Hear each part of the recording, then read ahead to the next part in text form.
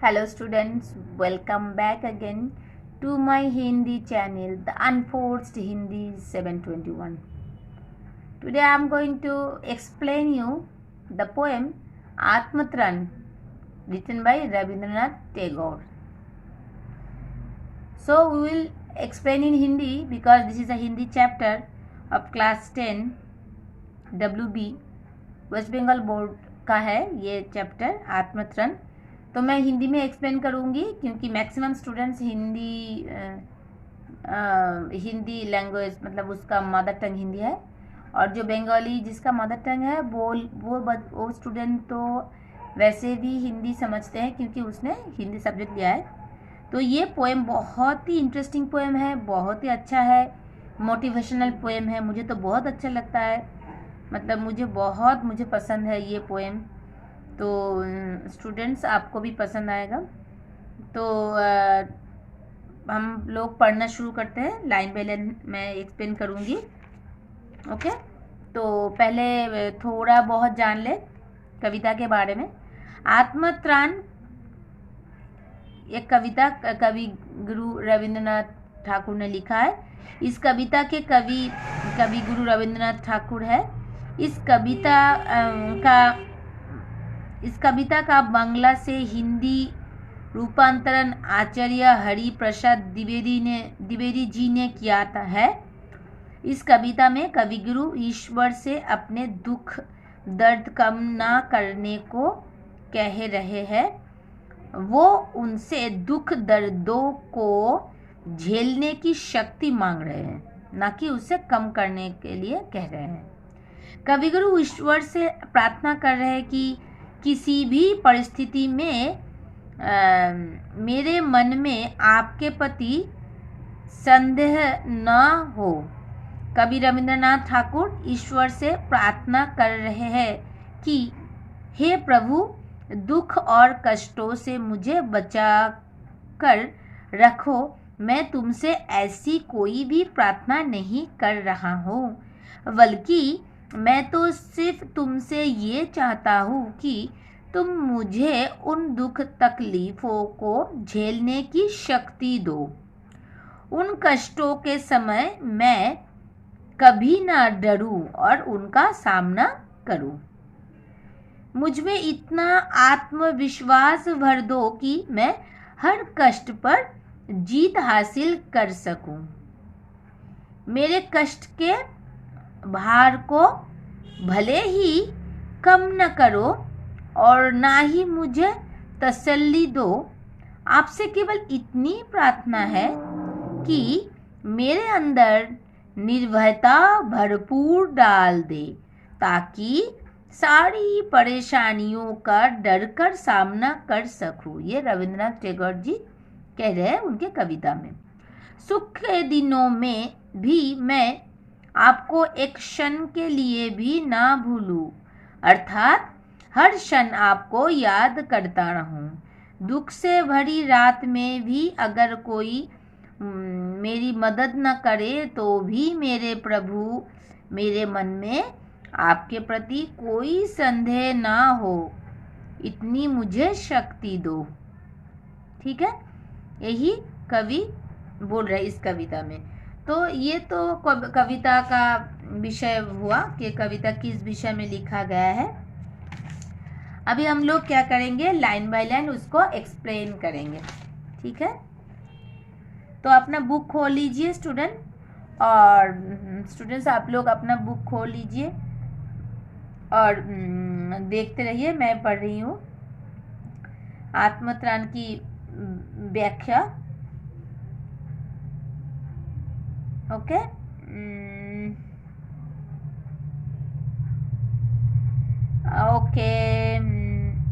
विपदाओं से मुझे बचाओ, ये मेरी प्रार्थना नहीं। केवल इतना हो करुणामय, कभी न विपदा में पाऊं भय।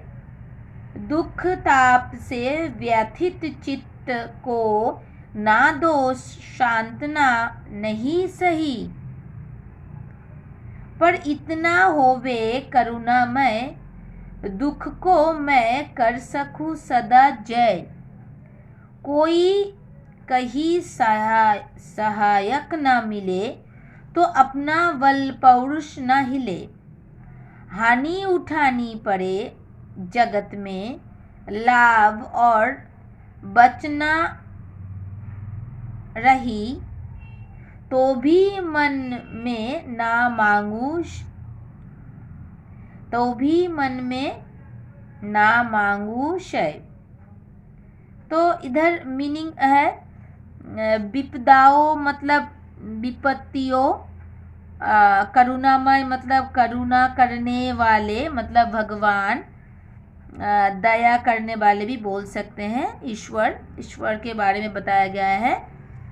और ताप मतलब व्यथा, ताप मतलब व्यथा, कष्ट मतलब व्यथा और कष्ट, और व्यथित मतलब दुखी, व्यथित मतलब दुखी, चित्त मतलब हृदय, चित्त मतलब हृदय, सांत्वना मतलब सहानुभूति, सांत्वना मतलब सहानुभूति, जय मतलब विजय, विजय पाना, सहायक मतलब सहायता करने वाला, बल मतलब शक्ति, पौरुष मतलब पुरुषार्थ। ओके, तो इधर क्षय मतलब नाश, क्षय मतलब नाश, वंचना मतलब वंचित, वंचना मतलब वंचित, यही मीनिंग है इधर। तो इसका ये प्रस्तुत पंक्तियाँ, ये पंक्तियाँ जो हम लोगों ने पढ़ी है, ये हमारी मतलब हिंदी पाठ्य पुस्तक के फर्स्ट स्टेंजा है। इसके कवि तो मैंने पहले ही बोला है कि कविगुरु रविंद्रनाथ ठाकुर है। तो और मैं एक बात कहना भूल गई थी कि ये पंक्तियों का बांग्ला से हिंदी रूपायन किया है आचार्य हरिप्रसाद द्विवेदी जी ने। इन पंक्तियों में कवि ने क्या बताया है? इन पंक्तियों में कवि गुरु ईश्वर से अपने दुख दर्द कम ना करने को कह रहे हैं। ना करने को मतलब कम ना करने को कह रहे हैं। उन दुख दर्दों को झेलने की शक्ति मांग रहे हैं। ठीक है। इन पंक्तियों में कवि रविंद्रनाथ ठाकुर ईश्वर से प्रार्थना कर रहे हैं कि प्रभु दुख और कष्टों से मुझे बचा कर रखो। मैं तुमसे ऐसी कोई भी प्रार्थना नहीं कर रही हूँ, बल्कि मैं तो सिर्फ तुमसे ये चाहता हूँ कि तुम मुझे उन दुख तकलीफ़ों को झेलने की शक्ति दो। कवि बोल रहे हैं कि कष्टों के समय में मैं कभी ना डरूं और उनका सामना करूं। दुख की पीड़ा से दुखी मेरे मन को आप हौसला मत दो, परंतु प्रभु मुझ में इतना आत्मविश्वास भर दो कि मैं हर कष्ट पर जीत हासिल कर सकूं। कवि बोल रहे हैं कि कष्टों में कहीं कोई सहायता करने वाला भी ना मिले तो कोई बात नहीं, परंतु वैसी स्थिति में मेरा पराक्रम कम नहीं होना चाहिए। मुझे अगर इस संसार में हानि भी उठानी पड़े और लाभ से हमेशा वंचित ही रहना पड़े तो भी कोई बात नहीं, पर मेरे मन की शक्ति का कभी नाश नहीं होना चाहिए।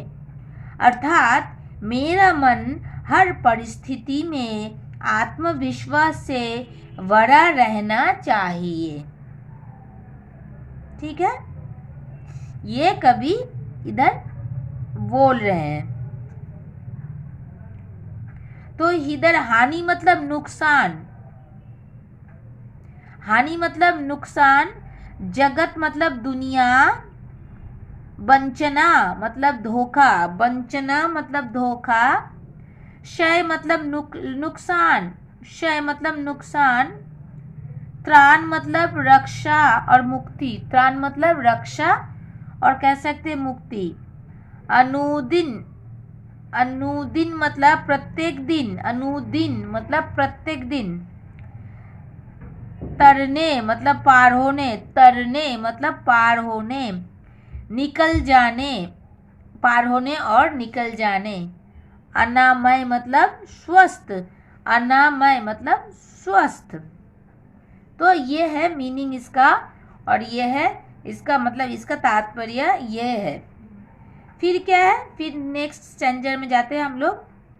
मेरा त्राण करो अनुदिन, तुम ये मेरी प्रार्थना नहीं, बस इतना होवे करुणामय, तरने की हो शक्ति अनामय। जो मैंने अभी मतलब इसका मीनिंग मैंने जो बताया है।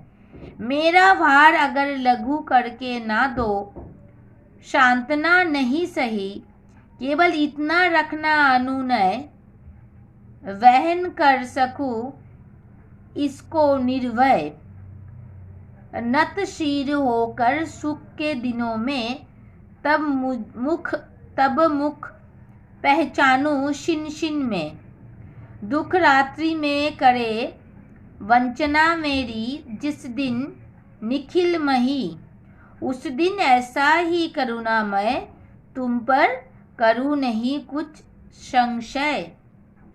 तो इधर त्राण मतलब है भय निवारण, और बोल सकते हैं बचाव। अनुदिन मतलब प्रतिदिन, मैंने अभी बोला। तरने मतलब पार करना। अनामय मतलब रोग रहित। अनामय मैंने अभी बोला, अनामय मतलब स्वस्थ और रोग रहित। शांतना मतलब हौसला, तसल्ली देना। शांतना मतलब हौसला और तसल्ली देना। अनुनय मतलब विनय, अनुनय मतलब विनय, विनय रिक्वेस्ट। वहन, वहन मतलब सामना करना, वहन, वहन, वहन मतलब सामना करना। निर्भय मतलब बिना डर के, निर्भय मतलब बिना डर के। तनशीर, नतशीर, नतशीर मतलब सिर झुकाकर, नतशीर मतलब सिर झुकाकर। दुख रात्रि, दुख रात्रि मतलब दुख के भरी रात, दुख से भरी रात, दुख रात्रि। इधर रविन्द्रनाथ टैगोर ने दुख को रात्रि से तुलना की है। निखिल मतलब संपूर्ण, निखिल मतलब संपूर्ण। संशय मतलब संदेह, संदेह, संशय मतलब संदेह।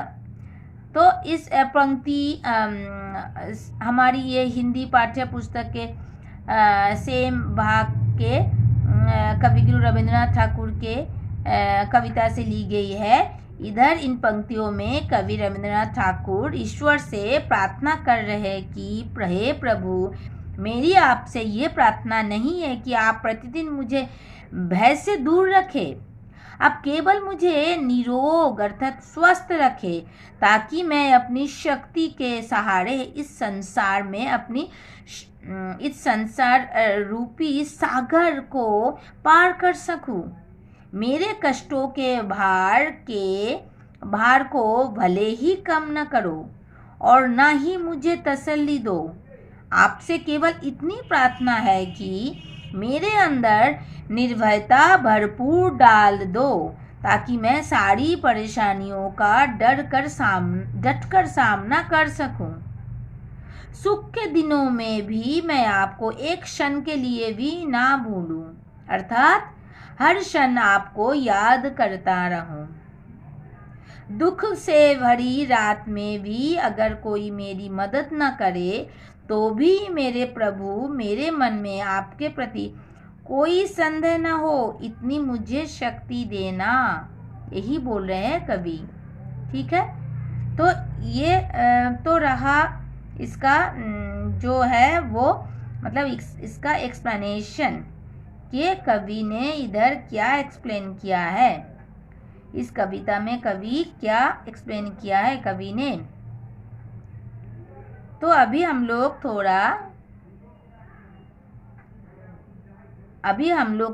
थोड़ा इसका मीनिंग और भी डिटेल में पढ़ेंगे। इस कविता में निहित संदेश, जो कवि संदेश देना चाहते हैं इस कविता के द्वारा, वो हम लोगों के पास, हम लोगों के सामने क्लियर हो गया है। फिर भी कुछ थोड़ा हम लोग डिस्कस कर लेते हैं। इससे क्या होगा, आपको क्वेश्चन आंसर देने में हेल्प होगा। तो इस कविता में कवि प्रभु से दुख दूर करने की प्रार्थना नहीं करता है, बल्कि वो स्वयं अपने साहस और आत्मबल से दुखों को सहना चाहता है तथा उनसे पार पाना चाहते हैं। वो दुखों से मुक्ति नहीं, बल्कि उससे सहने और उससे उबरने की आत्मशक्ति चाहते हैं। कवि उनसे उस दुखों से उभरने की आत्मशक्ति मांग रहे हैं, किससे? भगवान से। तो इस कविता में दुख से पलायन करने की प्रवृत्ति उनकी नहीं है। वो कहना चाहते हैं कि आप मुझे दुख दो, कोई बात नहीं, पर उसको सहने के लिए, सहन करने के लिए जो शक्ति मुझे चाहिए वो दो। ठीक है, मैं नहीं कह रहा हूँ, हम लोग जैसे कहते हैं ना कि भगवान मुझे दुख से बचाए रखो, दूर रखो, पर रविन्द्रनाथ टैगोर वो बोल रहे हैं कि दुख दो पर उसको सहने का शक्ति भी दो। वो ऐसे ही प्रार्थना कर रहा है कवि कि उसे जीवन में विपदा दो, साथ उन विपदाओं से लड़ने की शक्ति भी दो, ताकि वो उन मुश्किलों पर विजय पा सके, उसका विश्वास अटल रहे। कवि का कहना है कि ईश्वर, मैं ये नहीं कहता हूँ कि मुझ पर कोई विपदा ना आए, मेरे जीवन में कोई दुख ना आए, बल्कि मैं ये चाहता हूँ कि मुझे इन विपदाओं को सहने की शक्ति दो। कवि प्रार्थना करता है कि उसका बल पौरुष ना हिले, वो सदा बना रहे और कोई भी कष्ट वो धैर्य से सह ले। और अंत में कवि ये अनुनय करता है कि चाहे सब लोग उसे धोखा दे, ठीक है, पर सब लोग उसे धोखा दे, सब दुख उसे घेर ले, पर ईश्वर के प्रति उसकी आस्था कम ना हो, उसका विश्वास डगमगा ना जाए, उसका ईश्वर के प्रति विश्वास कभी ना डगमगाए। और आत्मत्राण का अर्थ है आत्मा का त्राण, अर्थात आत्मा या मन के भय का निवारण। आत्मा मतलब मन, उसके भय का निवारण, आत्मा या मन के भय का निवारण, उससे मुक्ति। कवि चाहते हैं कि जीवन में आने वाले दुखों को वो निर्भय होकर सहन करे, दुख ना मिले ऐसी प्रार्थना वो नहीं करता है, बल्कि मिले हुए दुखों को सहने, उससे झेलने की शक्ति के लिए प्रार्थना करता है कवि। इसीलिए ये जो नाम है, जिसका जो पोएम का नाम है आत्मत्राण, वो सार्थक है पूरा। इधर अपनी इच्छाओं की पूर्ति के लिए प्रार्थना के अतिरिक्त परिश्रम और संघर्ष, सहनशीलता, कठिनाइयों का सामना करना और उसे सामना करना भी हम लोगों को चाहिए।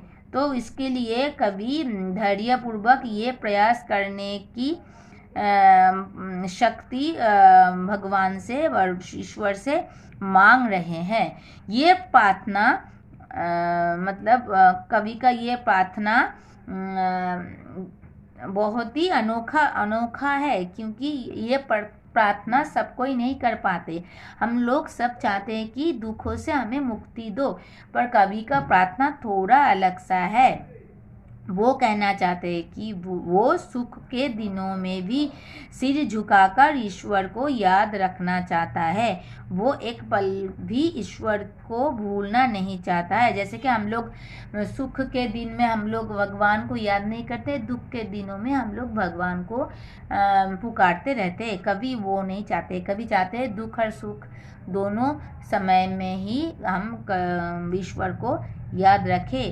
कवि ईश्वर से ये प्रार्थना करते हैं कि जीवन में उसे लाभ मिले या हानि ही उठानी पड़े, तब भी वो अपना मनोबल ना खोए, वो उस स्थिति का सामना भी साहस पूर्वक करे।